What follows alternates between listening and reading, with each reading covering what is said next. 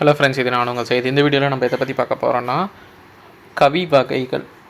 ஆசுக்கவி, மதுரக்கவி, சித்திரக்கவி, பித்தாரக்கவி, பாவலரீறு அப்படின்னா யார் யார் அப்படின்னு சொல்லிட்டு கேட்கலாம். இதை பொறுத்துகளும் கூடி மேட்ச் பண்ண சொல்லலாம்.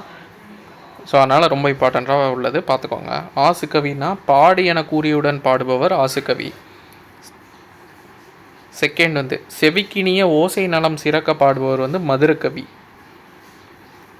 தேர்டு, சொல்லணி அமைத்து சுவை வளம் செழிக்க பாடுபவர் சித்திரக்கவி. ஃபோர்த் தொடர்நிலை செயல்களும் தூய காப்பியங்களும் இயற்றுபவர் வித்தாரக்கவி.